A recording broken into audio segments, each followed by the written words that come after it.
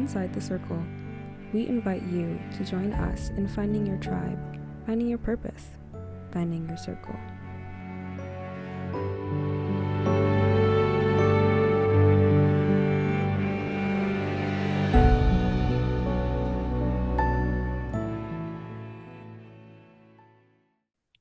Hello. Today we are going for another dive into the circle. My name is Ryan Green, and as always, I'm joined by the lovely. I am Sharon Mackey, founder of Circle of Women, Inc. So good to be here today. Thank you for having me. Of course, as always. And today we are going to talk a little bit about what it is to build skills. Building skills, I think that's an important factor in our lives, being able to look at where we're going and create a platform where we can build upon it and grow and expand and be creative in our own right. So I'm glad to be here to talk about that, especially for our younger generation. Sometimes the younger kids look at us and they go, "Oh, how in the world did they get there? What did they do? How did they do it?"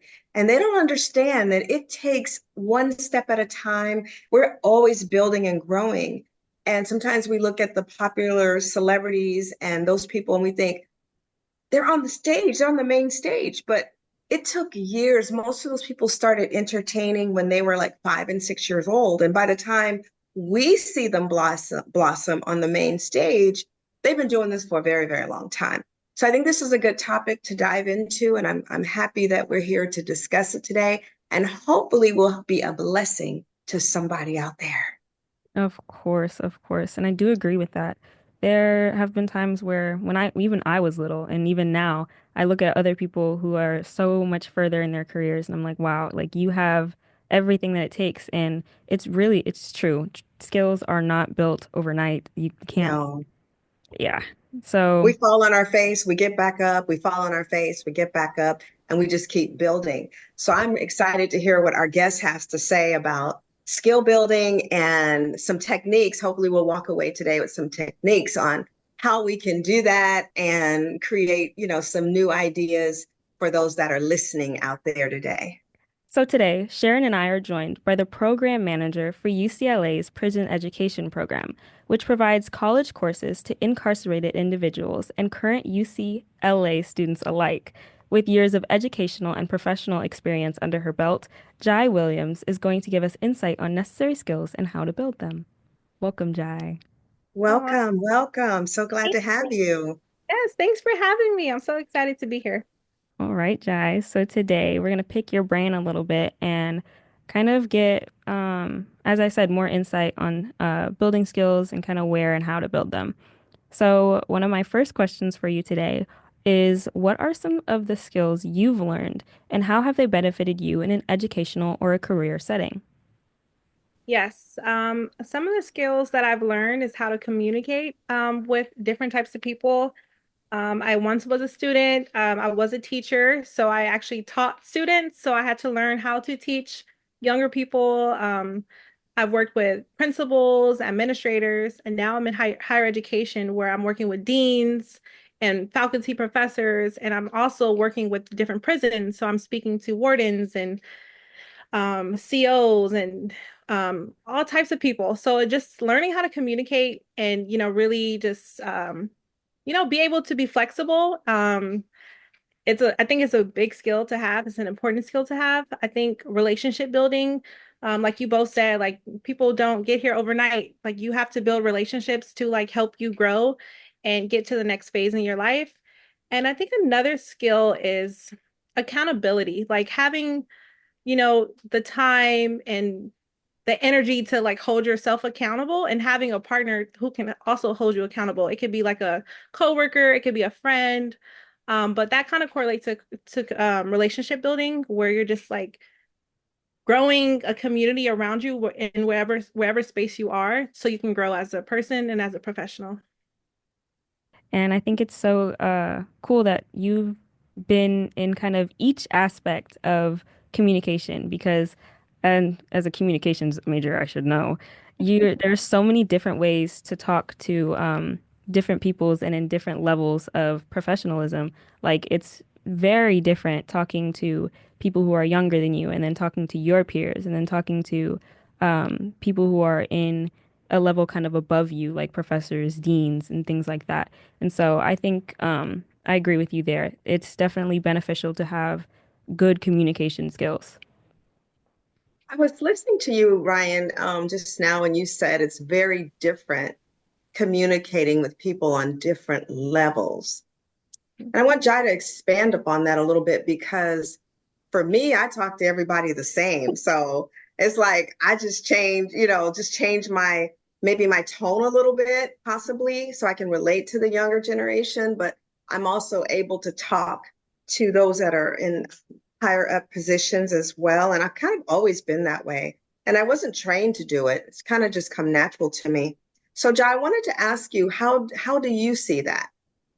Yeah, so I think from a previous experience being a kindergarten teacher, I think having to explain certain lesson plans, I'm not saying like, all right, get in groups of three and create an 8 count choreography. I was a dance teacher. So I think communicating with kindergartners, all right, let's get together on a count of eight. 1, 2, 3, 4, 5, 6, 7, 7, 8. Stand up. All right, look for a partner. Like it's so much more to even get them in a group. They don't even know what a group is. But I also think when I email certain people, like the way I have to, the words I have to use, like if I'm speaking to a warden at a prison, Mr. Casone, it's not just like, hey, Brian, or hey, Claudia, like my boss's name, like where I'm very like, I think we have a relationship where it's like, at this point, hey, girl, what's up? Like, what do you need? But if I'm speaking to a warden or a dean, like I have to be super respectful. Use the right terminology, like Dean Galvan when I'm addressing that person. I'm also like triple checking my what is it, my grammar when I'm speaking to certain people. If I'm speaking to just like a friend, I'm not checking my grammar like that. But I think it's just like just knowing how to be flexible and like, but I also agree with being yourself. Like I'm still myself. I'm still bubbly. I'm still like super nice and happy and this, and that. But I think maybe it's just the words I have to use and like the language that I choose to use for different age groups or spaces that I'm in. Sure. Do you find that you get a little bit more nervous when you're talking to an adult versus a 3-year-old? Definitely. But honestly, when I was a teacher, like it was nerve-wracking, like teaching a class of 33-year-olds, I'm like, okay, like how do I even get their attention? Like, like they're gonna just not want to pay attention to me. So I have to like keep it fun all the time. But talking to someone who's like older than me or like in a higher position, I get a little nervous, but then I'm also like, look, I wouldn't be here in the same room as you if we didn't have something in common? So like I'm here for a reason. So you're gonna listen to me regardless. I So like that. I like that. I think that we do shift a little bit depending on what room we're in, mhm. but being authentically who you are. And Yeah. that requires some skill building, correct? Yeah, I agree.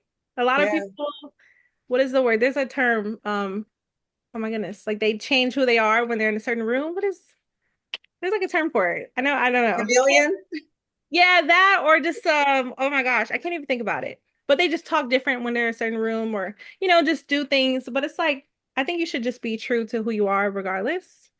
Um, Yeah, but I think a lot of people get nervous when they think that someone in the room has more power than they do, or they think that, they're on a higher level or whatever. But the truth is, we're all equal. And I wish we could get away from that, the fear of being able to communicate effectively in a room because we think someone else is smarter than we are. How do you build a skill to combat that? Um, I think to ask questions. I mean, I feel like I didn't learn how to speak to certain people or whatever, or like type the way I type in emails without asking questions. But I also do research. I like Google like what is the best way to address this person in an email because I have no idea. So I think asking questions, doing your own research, and also um practicing it. I have to speak at all these events all the time and I'm still like, oh Lord, I don't like what if I mess up? Like I have this fear of like stumbling over my words and I think practicing and like yeah, practicing will really will help your communication. Definitely. Sure, sure. Yeah. I actually want to go back to what you said about asking questions and doing different research because I um I'm not going to say that I'm the best communicator, but my communication skills have grown so much just because of my ability to ask questions and do like Google searches on my own time. And I had the benefit of being in the AVID program when I was in high school and middle school. And so that really taught me to learn how to write emails and to learn how to address like my teachers, address different professors, address different like professional managers and things in different ways and to use different like terminology, like how you said. Outside of this podcast, I will only address Miss Sharon as Miss Sharon. And then when I'm in the podcast, we're equals. But outside of that, you are my superior. And then if I'm at work, it's a different type of relationship. So yeah, I think in order to practice and grow your communication, it's definitely important to ask questions, to research, and to just not be afraid. As you guys said, being nervous is like, don't be nervous. At the end of the day, we're all people. Just, you know, address, ask, learn. Yes, I like that. That's really good. Yeah. I think building skills creates or it involves combination of practice, learning and reflecting back on what it is, looking at it, going back to where what you said, what you didn't say. Today, I had an experience, for example, where I was dealing with a young man that I'm terminating, and it was like I lost control of the meeting because I let my emotions. I didn't totally lose it, but for me, I lost control of the meeting. Someone else would probably say, "Oh, that was fine." But for me, because I should have just said, "You're not producing. That's it. End of conversation. Thank you for your service."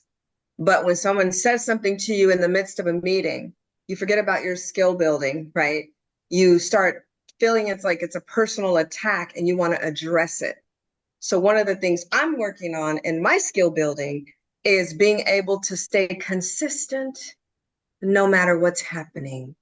You don't get to dictate what I'm feeling and what I'm going to, or how I'm going to respond. And that is maturity. Like, and it takes a long time to get here. But being able to come in with your agenda, stick to your agenda is a skill that we all need to master.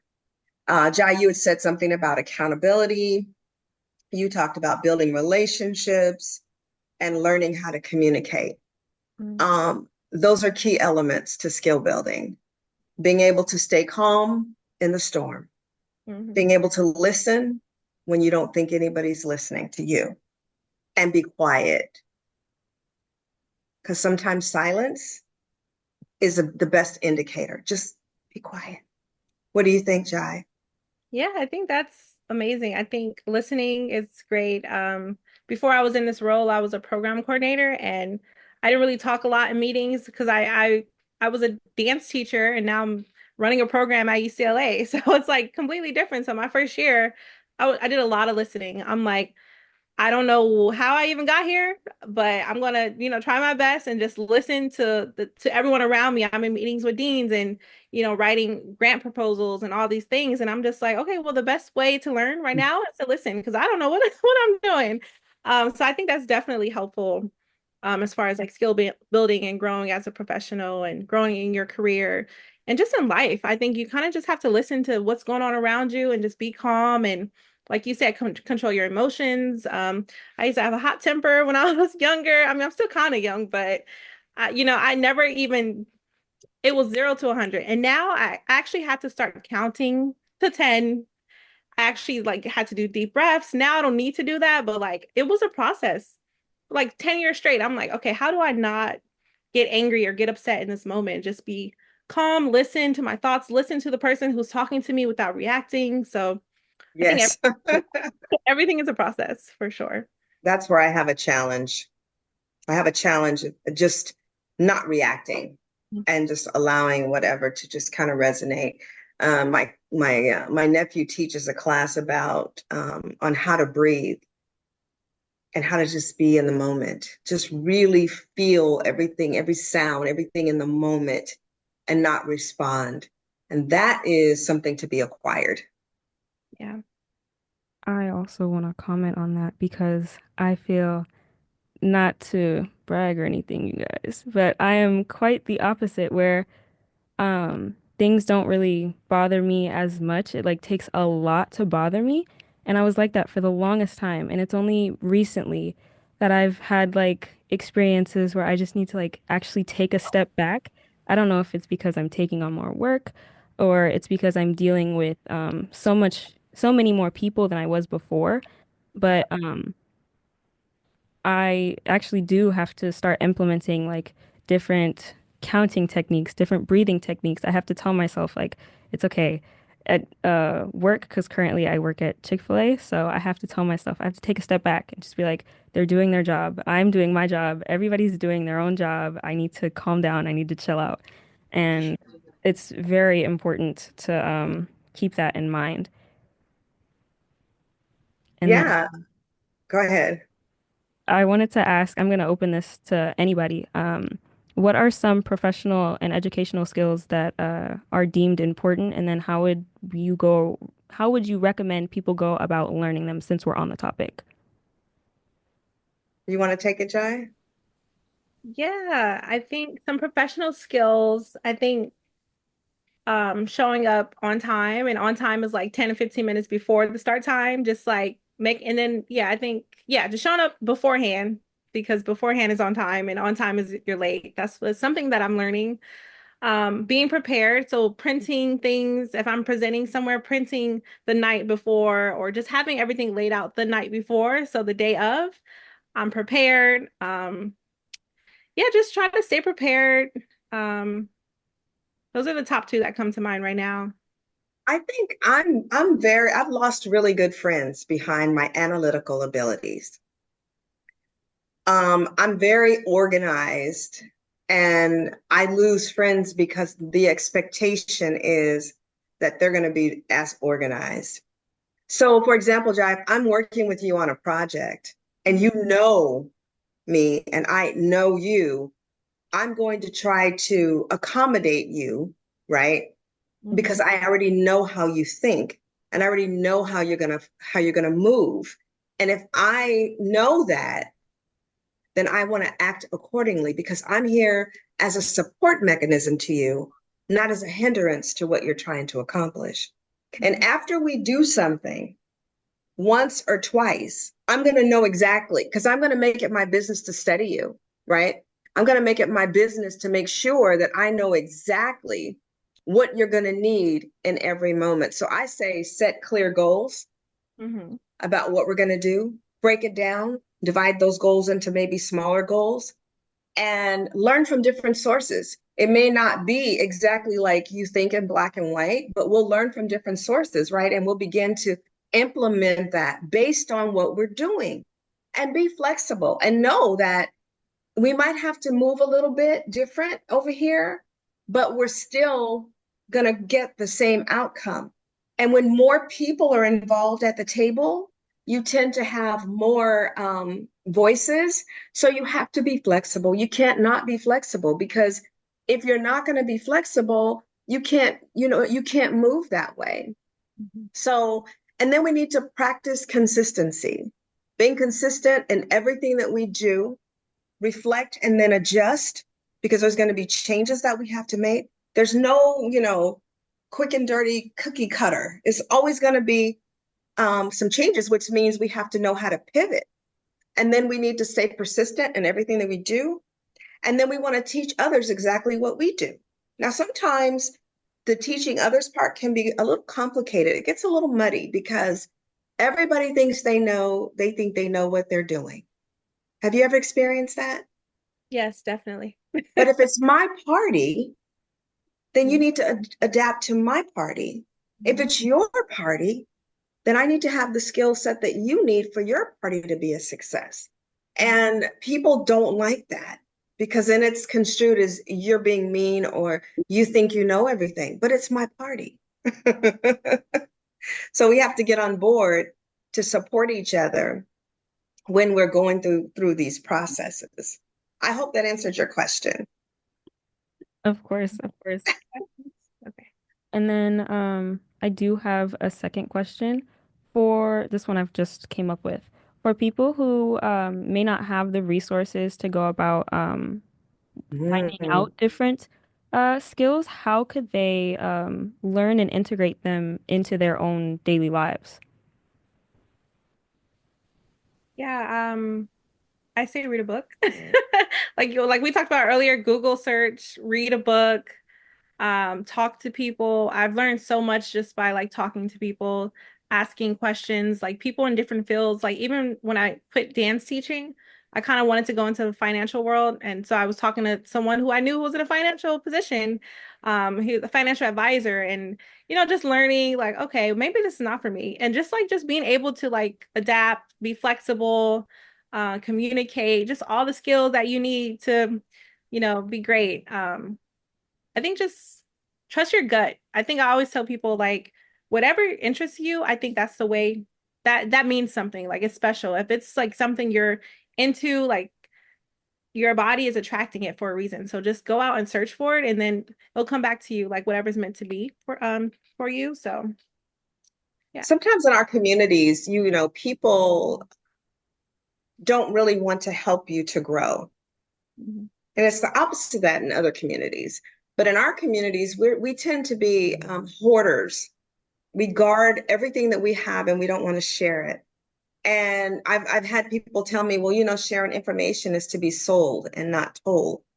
But I don't have that same, I don't believe that. I don't have that same belief because I feel that my blessings come because I have shared so much, because I do give so much.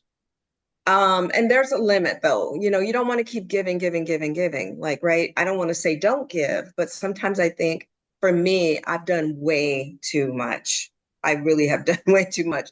And it takes a toll on you after a while. So in moderation, we want to supply the needs of others in the community. And Jai, I'm really impressed with you. I've always been impressed with you since I met you. And one of the things that really sticks out to me is your ability to be a chameleon, Mhm. to be able to um, go into a prison to deal with the clientele or the population. We call them residents now, but to be able to deal with a resident that has been less fortunate than maybe you have, or didn't have the same skill set that you had, didn't have the platform to be able to build upon. And I'm not saying your platform has been perfect because all of us have challenges that we have to overcome. Yeah. But have to be able to go into those places and talk to those people, you're to be commended for that. You are Thank to you. be celebrated for that because everybody can't do it. And you're making a difference. And I'm going to call you after this is over because I have some questions for you. Okay. Okay. Absolutely. I think that that is just amazing. Those are the forgotten souls. And they're brilliant. I'm working myself right now with the prison population. And we're teaching them new skills and they're building new skills. They're coming out of prison after being in there 30, 40, and 50 years, coming to our facility, and Mhm. they're looking for help. And they're coming from all of the major prisons all around the state of California. And so when they come in, they have had drug problems, they have had alcohol problems, they've had all of these things that they've had to try to combat. And so that's exactly what they're doing, building new skills, Mhm. trying to figure out a way to fit into a society that has left them behind. And they have missed up to 50 years. Could you imagine missing? You're not even 50 years old, Exactly. but could you imagine Yeah. missing No. a, Mm-mm. a plug of 50 years and now you're trying to catch up? So the systems need people like you. They need people like me too, who will listen and try to get them in front of the people that they need to be in front of to change the trajectory of their lives. Mhm. Yeah. Very Yeah, well I get said. I Yeah. get pretty passionate about that. Sorry. Okay. Wow. I don't even know what to say after that. That was like such a good speech.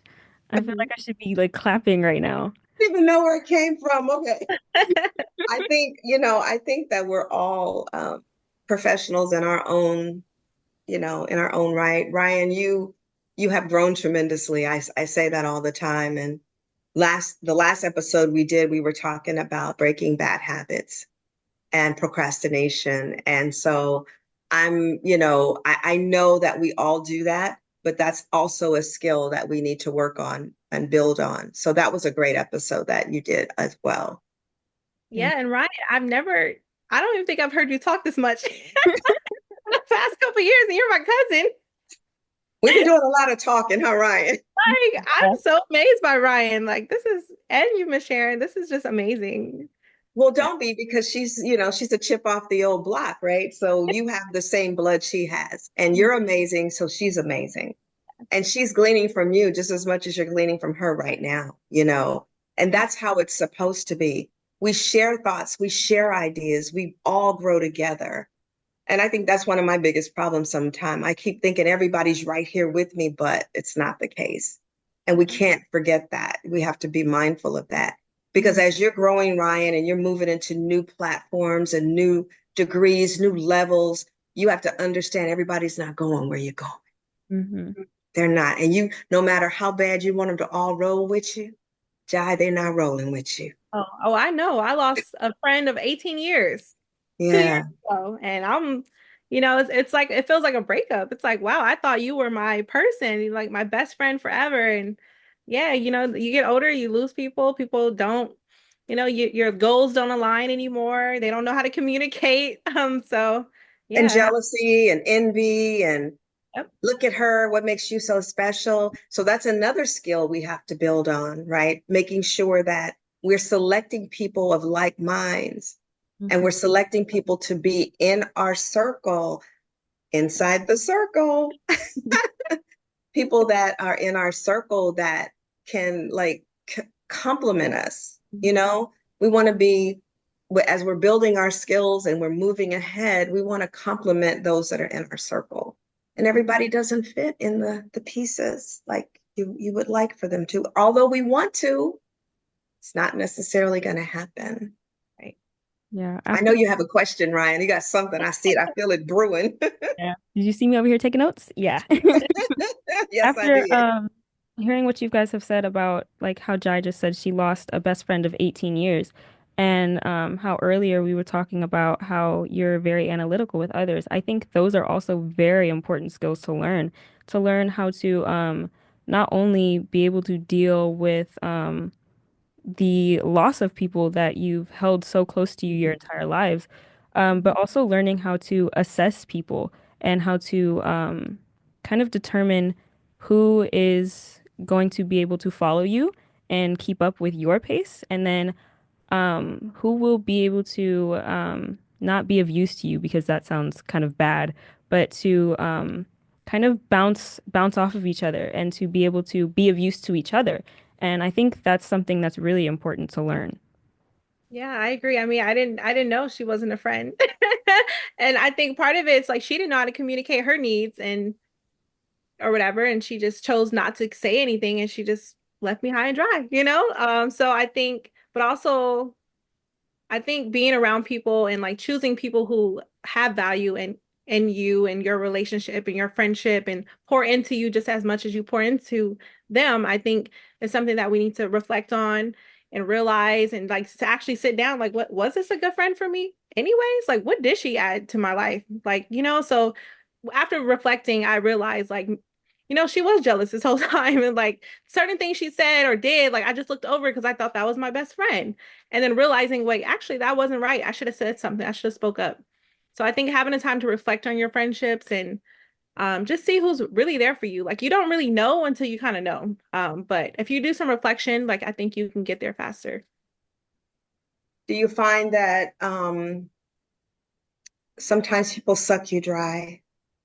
I think Take people Yeah, I think people try, but now that I'm older, I create all these boundaries where they're not going to suck me dry. Like you don't get that satisfaction from me. You don't even get anger from me most of the time. Like you're just not going to get it, because that's energy that's coming from me that I'm not going to give to you.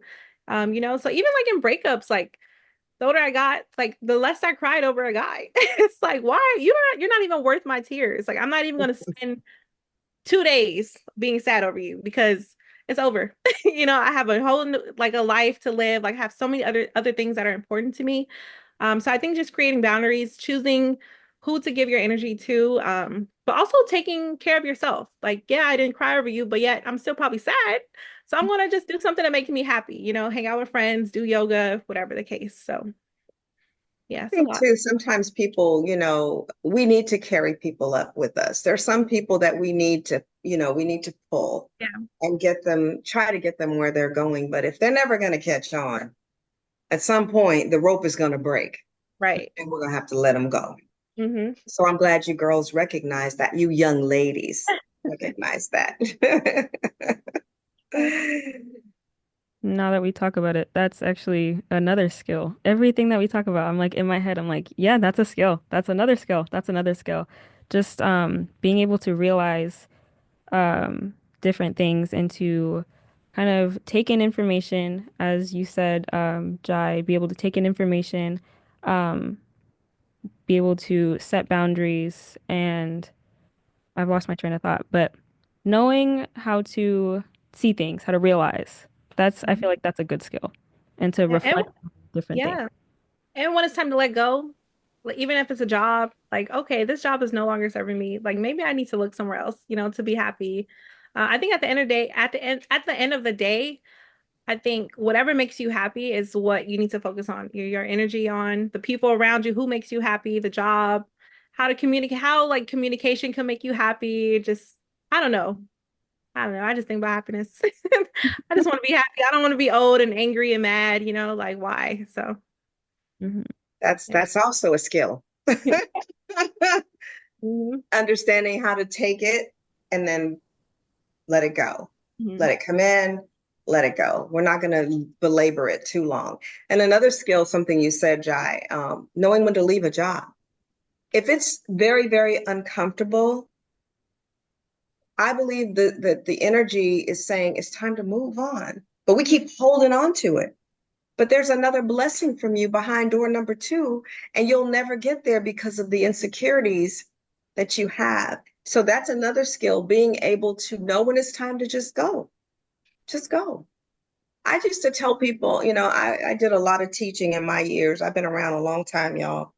But I used to do a lot of teaching, Jai and Ryan, where I would tell people, you know, when the shoes start to feel very uncomfortable on your feet, it's time to take them off and move on. Mhm. And sometimes, because you won't just leave automatically, right? It becomes very uncomfortable to be there. Have you ever thought that maybe God is saying, leave? It's uncomfortable in this space. I don't feel good here anymore, but we keep trying to make it work. And there was a thing I used to tell the young ladies that I used to mentor many years ago. If you've been on the job 5 years, you might have been there long enough. I know we practice staying on a job 30 years. I'm gonna retire. But I found, and I'm not telling anybody to do this, I'm just saying I found that typically when I left a job every 2 to 3 years, I got a raise. I learned something different. And when I left job A to go to job B, I realized in that moment how much I knew, how much I had to offer, because you don't really realize how much you know until you have to teach it. When you become the master of it. So if you leave this job and go to this, that's another skill. You leave this job to go to this job, and now you become this expert because of what you learned before. But had you never left, you would really never know how much knowledge you possessed. Does that make sense to you? Because you don't really know until you leave and have to use it. And now you're bouncing on your feet, right? You're on your toes because you're like, this is a new job. I got to impress these people. And then everything that you learned before, you pivot it and you come over here and you begin to implement those things over here. So staying on a job for 30 years, I would never ever sell that.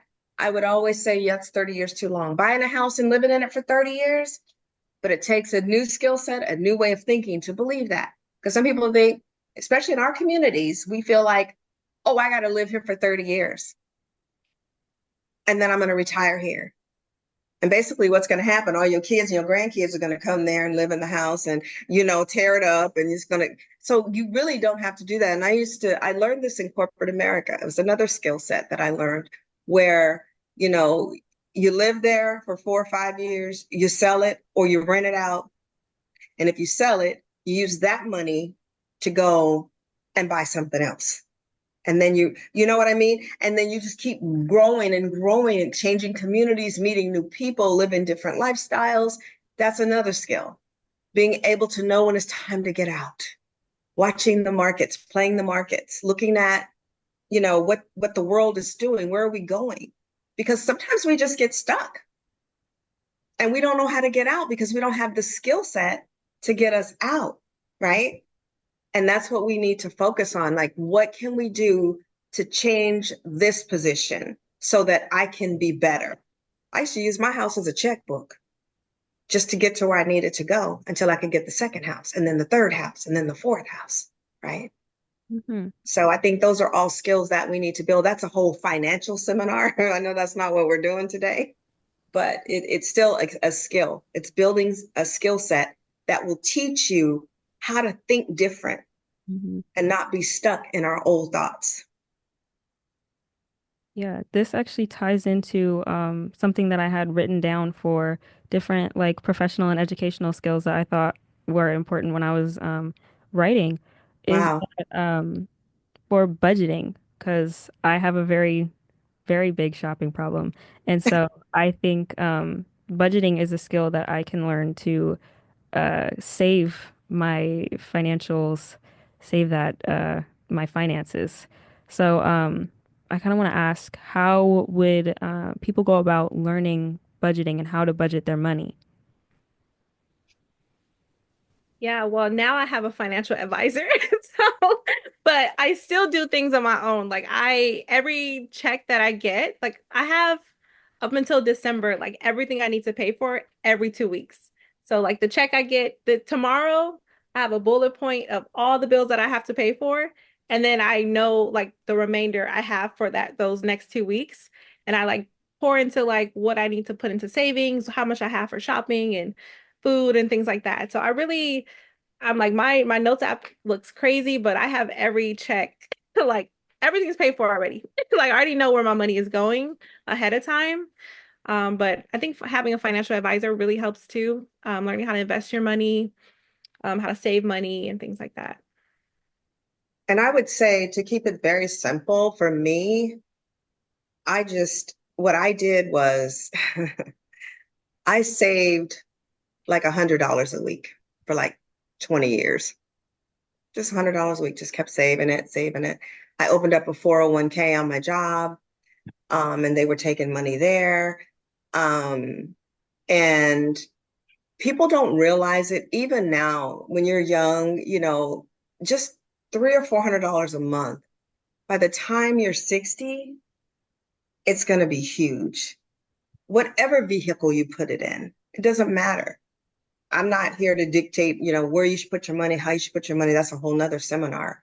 But I think that just having the mindset or the skill set to say, I'm going to put $100 a week away and I'm going to act like I don't have it. I'm just going to act like I'm broke.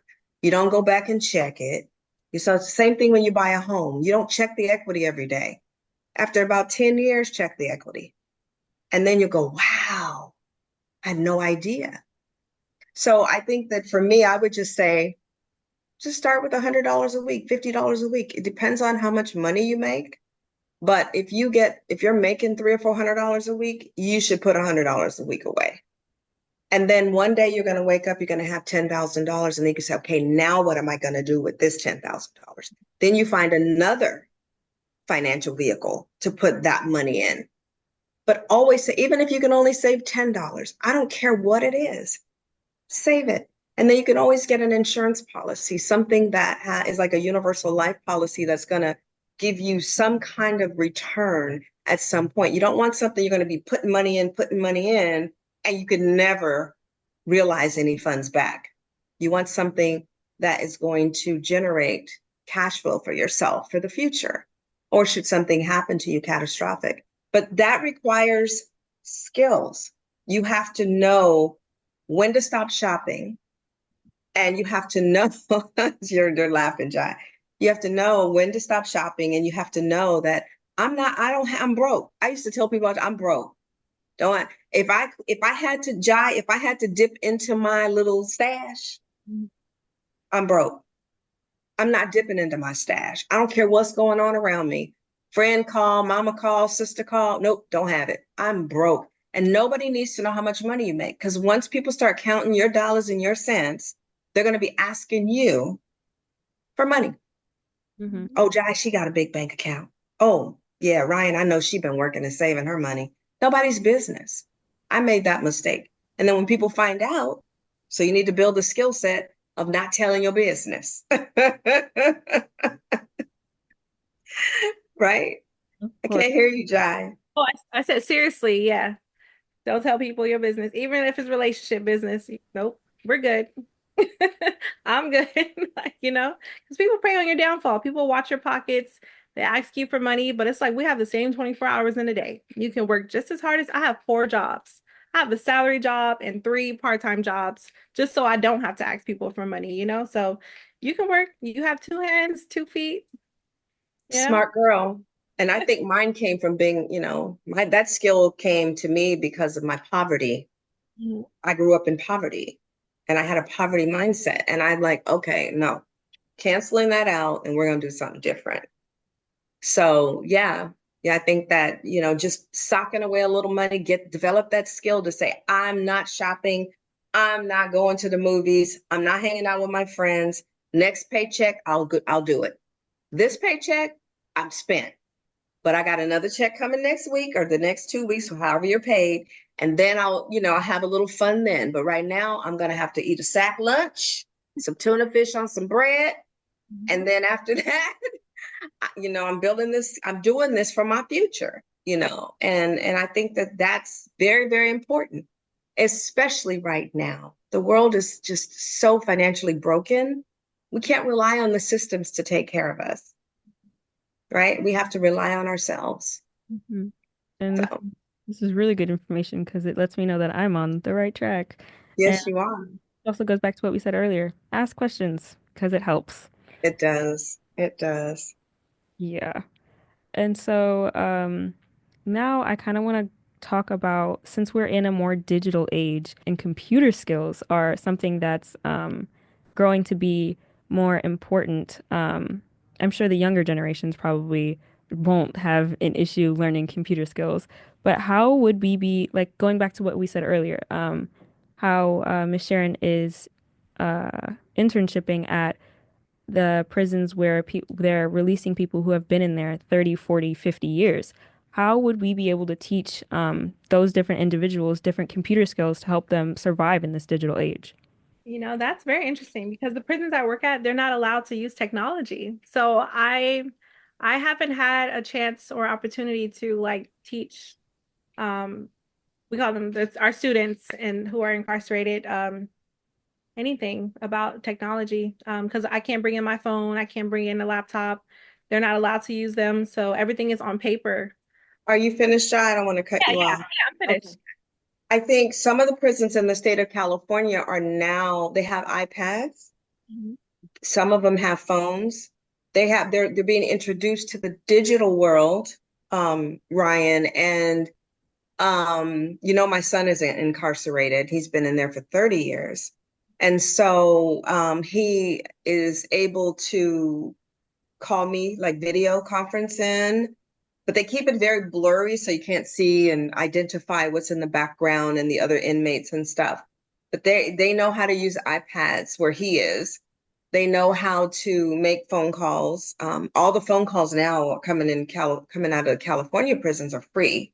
So they're making a lot of changes, and they have events. Um, they have advertising and marketing. They're learning all of these techniques now. I wouldn't say that the entire population is privy to this stuff. It's just a few of the guys that have it, but it's legal now in a lot of the prisons to have iPads. Mhm. So I would say that Jai is absolutely right. A lot of the people don't have access to the digital age. It's a culture shock. When they come into our facility out here, um, they're like, whoa, I had a guy come in the other day and he was brand new and he was like, wow, this is, I'm overwhelmed. It's anxiety because everything's moving fast. So I think that we need to probably advocate more, Ryan, in that regard and help them to build those skills that they need to be able to live productive lives when they come out. Because I got to tell you, somebody's been in there 40 years, 50 years, they come out to this and they're like, ooh, and they're going to go back. Recidivism will be in full effect. Mhm. Because I know technology has changed so much from even 20 years ago. And so Yeah. um, I think it's really interesting that they don't have not even like a basic computer from, not to sound kind of weird about it, but like a basic computer from like the 90s. It's not like a regular laptop like I have now, just something so that they can at least learn, like if they don't have typing skills, learn how to type. Even if it's not like a connected computer, just having a keyboard there, I feel would be needed in this time. Well, I think they do have typewriters and stuff like that, like a central location where they go when they go to the library or something. But you got 100 guys waiting for two typewriters, you know. So that's like not having one. Wow, that's a heavy topic. It is, huh? Yeah, I think that's definitely shocking to find out that. Because here I had, oh, like in order to involve your computer literacy skills. But wow, I think so now this prompts me to ask, after they've been released, what where do you think they would be able to go in order to gain these computer literacy skills? Yeah, I know I can just speak about the facilities and students that we work with.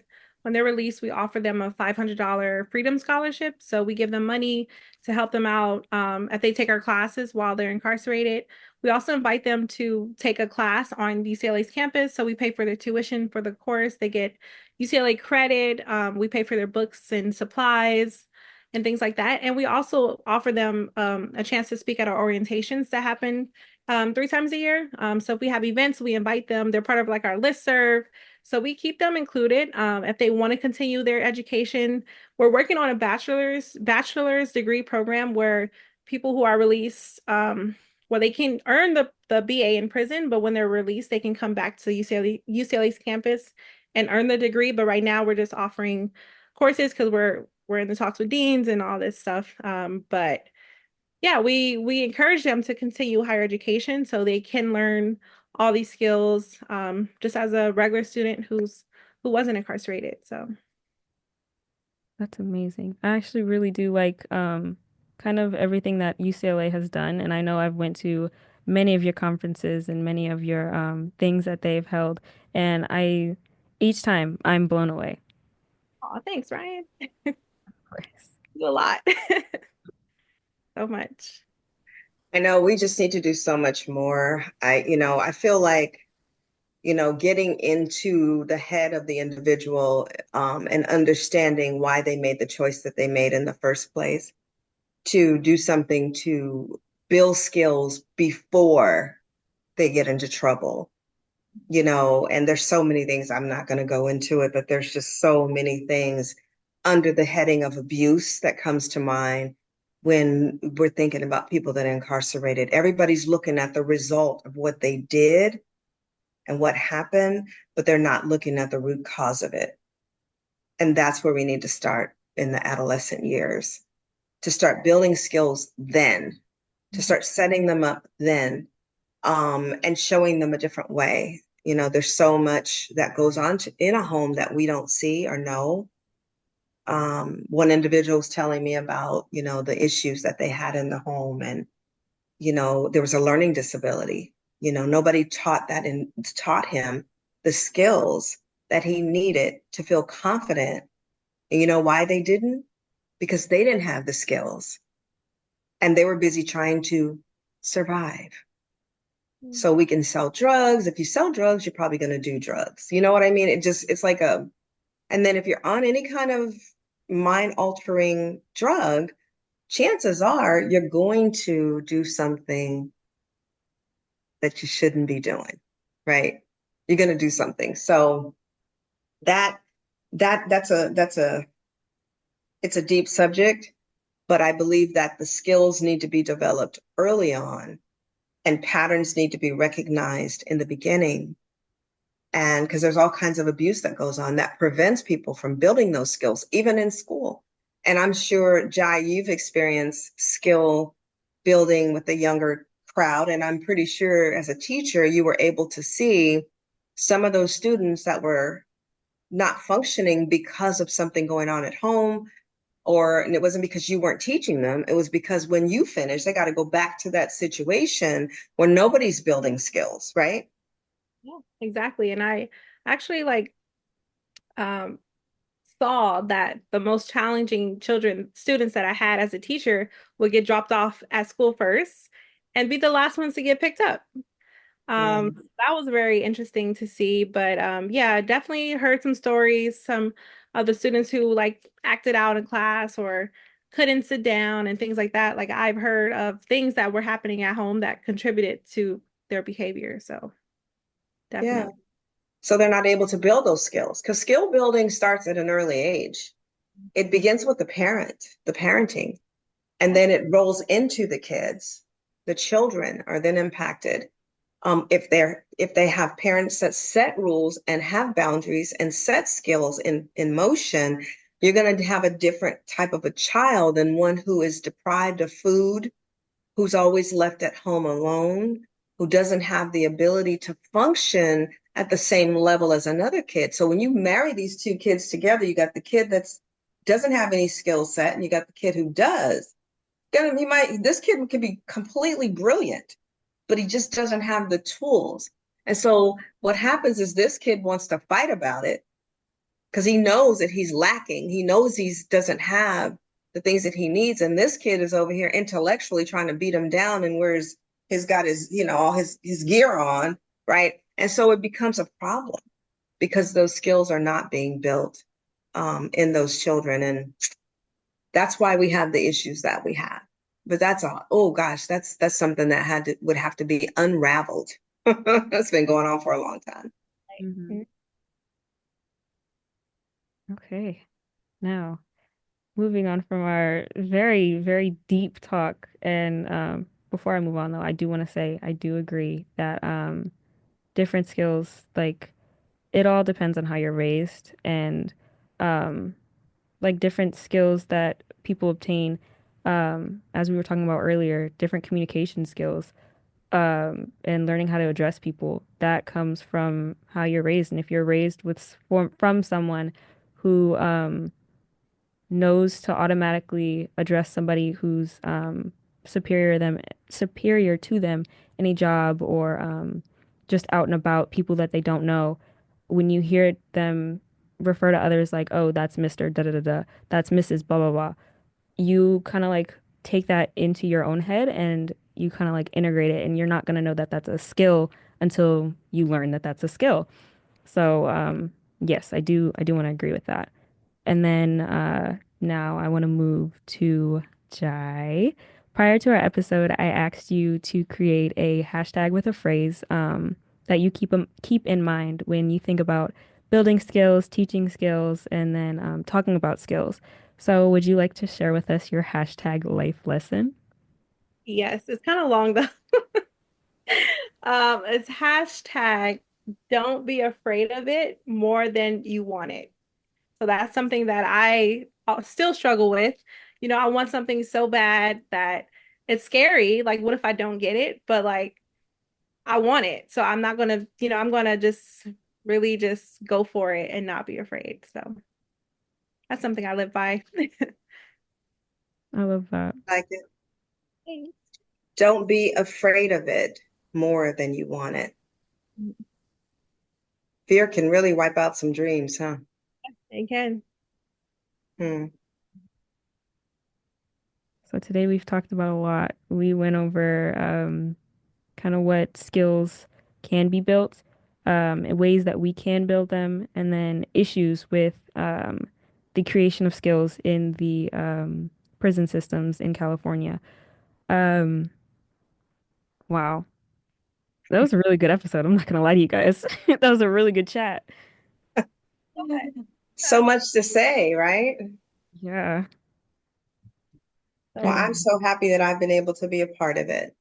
yeah, me too. Thanks for inviting me. I really appreciate it. of course, So thank happy to have you. you. All right. And so now I want to say my little blurb that if you guys liked what you heard on today's episode, I want to say come back next week. We'll be talking about, ooh, sorry, let me start over. I don't have it on here like I should have. I gotta see what the next episode is. I think it was job something. To building community or something like that. Uh, no. On the list, it says becoming employed. So we're gonna be talking about job searching. Okay, let me go back.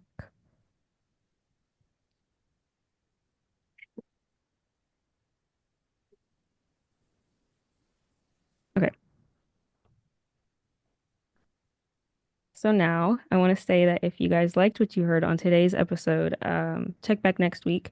We will be talking about job search and what that's like in today's age. I'm Ryan Green, And I'm Sharon Mackey with the Circle of Women, Inc. and we want to thank you for listening. See you next week. Thank you. Bye.